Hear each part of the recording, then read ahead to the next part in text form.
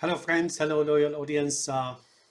I admit it. I thought I did the last commentary, retrospect and hindsight, number 13A. But I'm going to add few items here before I move on to video number 9 of production. So here, I want to reiterate that the one eye showing here is indicative of here not being a human being. I have an evidence elsewhere I'm going to bring to your attention in a little bit. So, but that's that. The other thing that I have confirmation on is that this is Safiya or Sophia, the wife of the Prophet. And I got something else here that shows, let me show you, that shows that, see the one eye is always showing here, which means she's not human being, but she is Sarah in the ancient age, right? But then here she is Safiya, right? That's the woman that is right? That is married to the prophet or married to Abraham, or it's that Jewish woman, right? So here, as you can see, there's 1, 2, 3, 4, 5, and then there's 6, right? See, 1, 2, 3, 4, 5, 6. So that's here. That's Safiya or Sophia, the wife of the prophet, and the 6 yellow eggs or whatever they are. They look like some kind of a squash slices to me. Really says that's her. She's some kind of a princess or some kind of a queen or descendant hierarchy or descendant, not hierarchy, rather than a descendant of a king or a queen or something of the sort, right? The higher, right? So that's that here. But let me show you something. I noticed something as I was looking. If you look here, she's reaching out with her hand. She wants to fend herself off, right? But notice something here, right? Something here, and you would think this is Ash's arm or hand, right? He's reaching out to her or reaching to eliminate her movement. And look at the look here, the psychotic look, right? Can't be farther from the truth, but hey, this is not our subject here. So as you can see, something big here moves as if it has, wings or something of the sort, right? Notice um, here now it's facing completely covering Ash's, right? Countenance. And now that goes towards, moves towards Ripley to protect her, right? Or something of the sort, right? But I cannot possibly think that, and here, back again on the Assad A, S, S, A, D, or upside down, right? But the S, double S is so and so. I say that's here descendant, but now I am thinking that's maybe not her descendant, maybe of her kind, right? The one eye thing, right? As well as she is protecting him, right? Because she means to use him as a utility to arrive at certain end, right? And there's plenty of truth to that on facts on the grounds as of this age, or the last 53 years or so, right? All right, so now I want to move on to another note. Okay, here I have another evidence that Ripley, although she's Sarah and Ripley, and she's protecting, Assad or Jonesy for that matter. I am still hazy on Jonesy, similar to me being hazy on that Buddhist kid in the in my commentary on the Matrix. That when Neo comes into to see the comes in to see the Oracle, and there's that Buddhist kid who bends spoons and stuff. See my commentary on that. I mean, even toward the end, I thought the eyes were those of Trinity, and I think it was Trinity. Trinity is shape-shifting, right, between the Buddhist child and those cloned child of his, of those before him, right? Similar to the ending of the movie, when he gets killed by the agents, but then his seed rises up during the escape, the final escape of Morpheus and Trinity. Here, the same thing. I am a little bit confused about Jonesy, but I think it's Asad, and I am sure of that because, and Asad, of course, is the name of the lion, means cat, notwithstanding the name of the guys being beast and stuff like that, and then this assumed name. But here, so I'm thinking that now Ripley or Sarah is really not exactly human beings. Now here, if you can see, they're grouped. So there's 1, 2, 3, right? And they're humans, right? Dallas or Adam, Lambert or Eve, and then Britt. I always thought, like I told you, Britt was not an angel, right? Or whatever, right? He's a human being, but although he was cohorting with Ripley, so he's the occultist or somebody like that. Could he be Moses? I really don't know. I cannot tell. Maybe because the pyramid here and the, you could see some Egyptian stuff. And I explained about the colors and the coffee, and I explained about the palm trees and so on, right? So these three are together, but if you look closely, it's got a portable battery. Now here, if you can see, this guy, assuming that the script, the hidden script, is very obvious to us now that he is the fallen angel or 666 or Satan or somebody.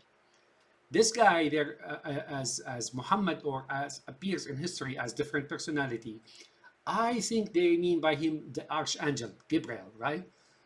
But then he manifests himself as Prophet Muhammad, and then he marries this woman, right?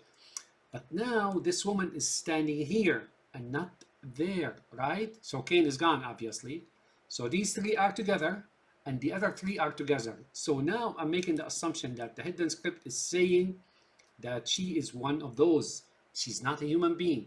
So the one eye, right? And then now look, they're standing in tandem. One, she's in the middle, and then he. We know what they mean by them, right? The assumption of the script, the hidden script is saying so and so, but now here we see them grouping them together, right? And so it goes. That's my final comment on these. And like I told you, I can find so many more, but I'm gonna stop on this particular notion here, or on particular theory. I think I way overloaded it, but I will not abandon either one, right? Now that's what I'm thinking. And in the real life, I think there's some truth to that. I always get a little bit confused about who's who, right? But then there are definitely what you call I am not the first one to really hint at that or think of that, right? Insulated all As you can see, right? the way here, all the way up to here. It's like damn sure nobody puts their hand on the end of it.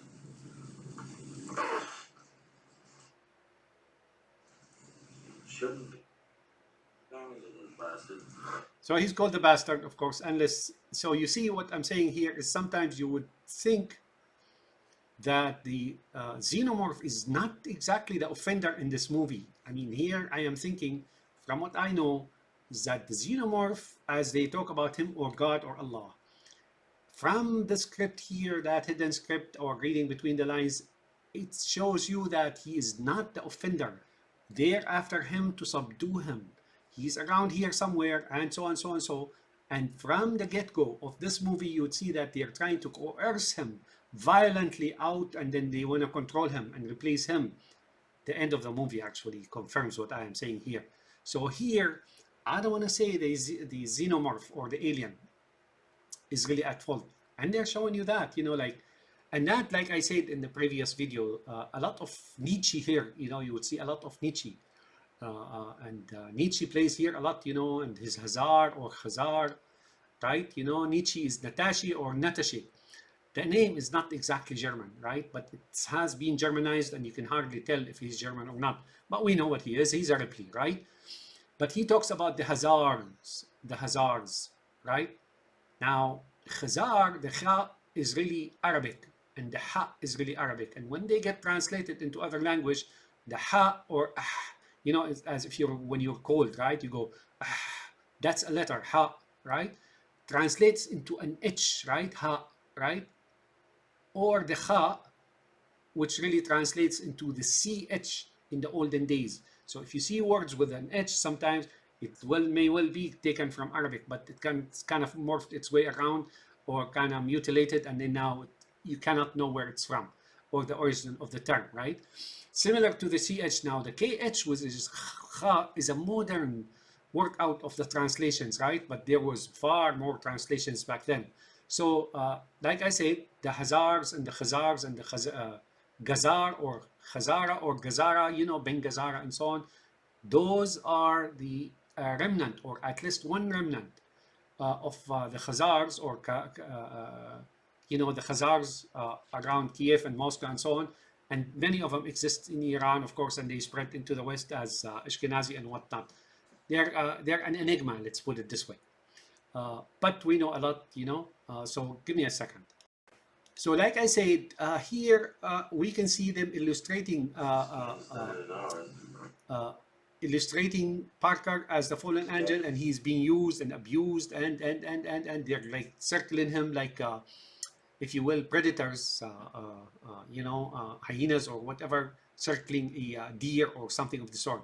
Obviously, as I showed you throughout the commentary, all the videos, especially early on, that he's being used and abused and accused of being coward, and that he's greedy and ravenous. You know, he keeps eating, ravenous appetite. That's indicative of him being a pig, right? He's a pig, is, if you will, that much eating by Parker. He's a pig, right? Notice incentive. They're going to give him incentives, right?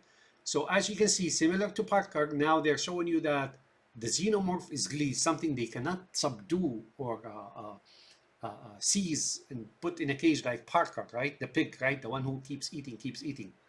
Because the xenomorph is too powerful, as stated by Parker. You know, he's big, and Ash says Kane's son, right? So now they're after him. So as you can see, my theory about the xenomorph not starting all this fight, whatever it is, they're after him, really, because they want the seed. Notice. I've taken care of that. So as you can see, that's they're portraying him as a pig, you know, like he's ravenous, he just eats and eats and eats, you know, you know, she's between them. So now I am pretty certain, almost certain, not 100%, that she, in the headline script, is really one of them. She's not really human like Eve or Lambert, you know, the lamb, you know, the sheep. I've designed this tracking device. You just set it to search for a moving object. And he is the bastard, right? And then even Ash calls him son of a bitch at one point, right? When he was arguing with, as he was watching, looking down the microscope, or talking to Ripley when Ripley visited him, right? And, you know, they kind of argue and so on, and he called him tough little son of a bitch. So their consideration for the xenomorph, not that he offended them. Oh, no. That they want to seize him. You know, that's the notion I found. And this is a real life thing. Notice, humans, and the other side is really not human. Hasn't got much of a range, but when you get within a certain distance, it'll start to give off a signal. What's it key on? What's it key on? She wants to know, like, when women wants to hunt down somebody, they talk to his relatives, they talk to each other, and so, you know, what makes him tick? I did explain this before, but that's what it is. You know, what makes him tick? Because she wanna nail him down, you know, taming the shrew, taming the tiger or the cat or something of the sort. Taming of the cat, right? Taming of the tiger, right? She wants to know what makes him tick or what food he likes, so they can put a bait for him, right? You know, they want to bait him, right? So what's he key on? So as they can use as a bait, right? Notice him. He knows what she's talking about, but he is fine eating all the time. He's fine being, you know, being controlled by her and so on. He's just looking to eat, right? He wants things. Micro changes in air density.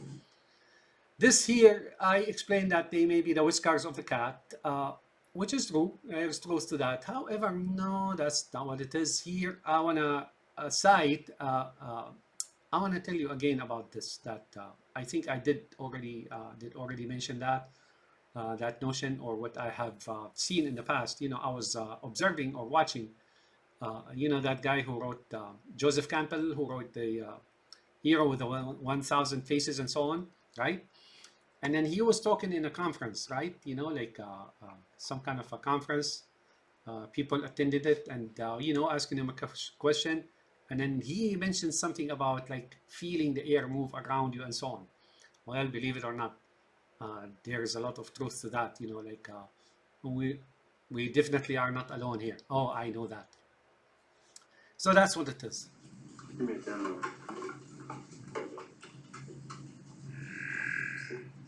Yeah.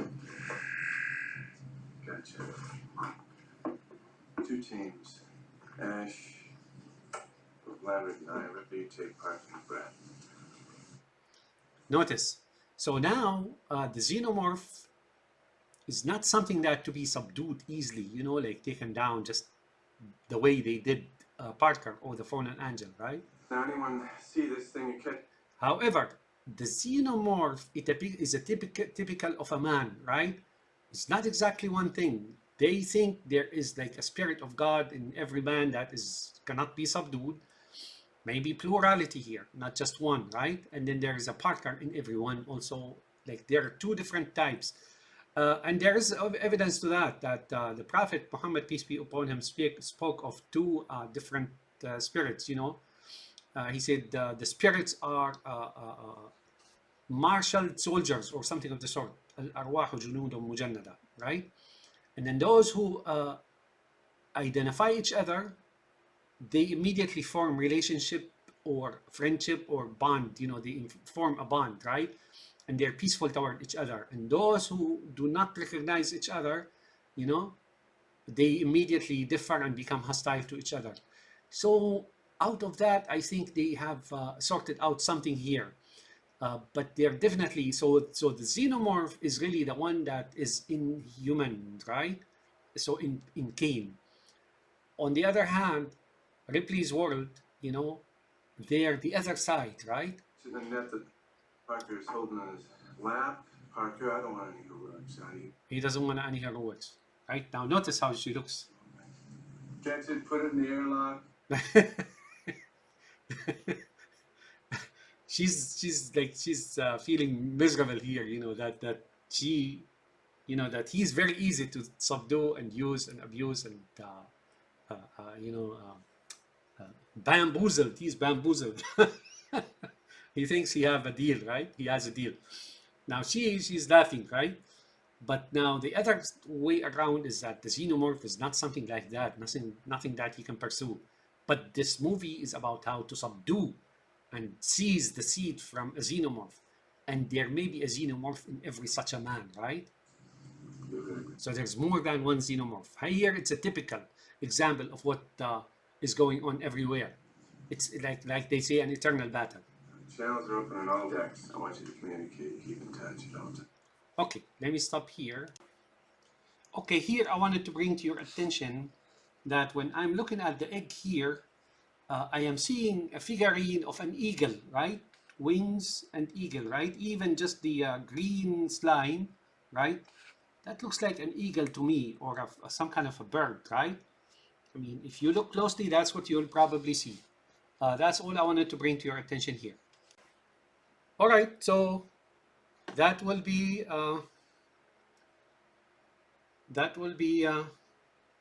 all for this video. Sorry about that. Excuse my poor quality studio. That's all I have to offer. Have a nice day. This will be 13B, right? And then I am almost sure that the next video will be production continuation on where we left on of minute 126 and 11 seconds, I believe. Have a nice day.